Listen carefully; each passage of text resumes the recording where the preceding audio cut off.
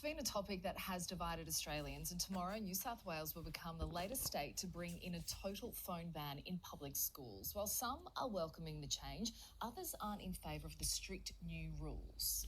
To take us through it, digital behaviour and lifestyle expert Dr. Joanne Orlando joins us now. Good morning to you, Jo. Good morning. Thanks so much for being with us this Sunday. Can you talk us through the exact rules around this move? Yeah, big day for schools. So as soon as, so this is for high schools. So as soon as schools enter the school gates, that's it, phones off and put away in a storage device. So some schools might keep it in the office. Some students might have to just leave it in their bag. Others might have storage devices that the students put their phones in. But this is for all state schools, so students wouldn't be able to use their phone in class, not before school, not on excursions. They can't have any gear like a watch that's attached to their phone. Nothing at all. So no use at all during school hours. Wow. So good. I'm so for this. so for this. What are the biggest issues that they're trying to combat by eliminating phones in schools? Yeah, so one is bullying that you were just talking about. That seems to be this never-ending problem that's happening with young people in schools. And the other one is about distraction. So we know that phones are around us. We know in the workplace you can get distracted. So they're trying to keep students on task and learning. Yeah, my mother and sister are teachers, and this is the bane of their existence, just trying to get these kids off their phones. We've seen similar bans in other states and territories. How's that gone? Yeah, so we've seen it in other states around Australia, and we've seen it in parts of the world as well, like France and China have done this kind of thing as well. Good and bad.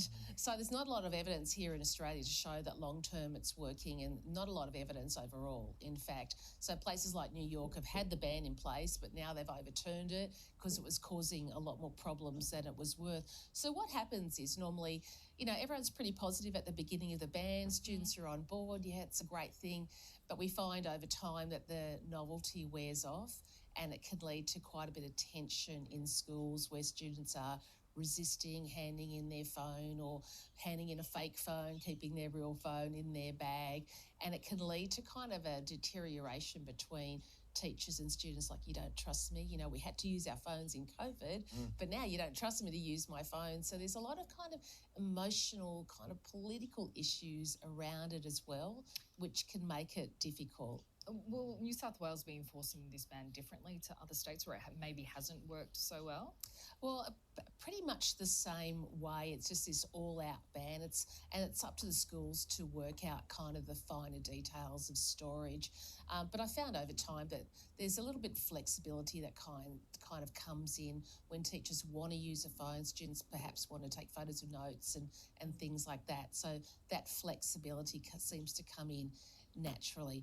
It's not happening in private schools, so they make their own decisions. It's just in the state schools at this point. So the private schools can keep their phones, is that what you're saying? Yeah, it's just state schools. At the moment? At the moment. Okay. So a lot of private schools have got their own phone ban or phone kind of limitations in place, but this is just for state schools. Okay, and it's so interesting what you said about New York implementing it, banning it, and then bringing it back. But there are some people opposed to this ban. Are there benefits to students having their phones at school? Yeah, well, absolutely. You know, we know the whole world kind of centres on this technology access, so being able to use a phone really well is to your advantage in the workplace, and so in learning as well, like using apps or taking photos of notes or audio recording things, you know, that's really important.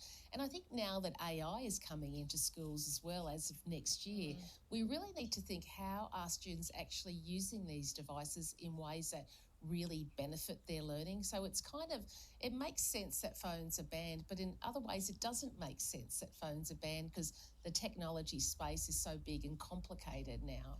So complicated, and plenty more to come out of this. Thank you so much, Doctor. Thanks a lot. All right.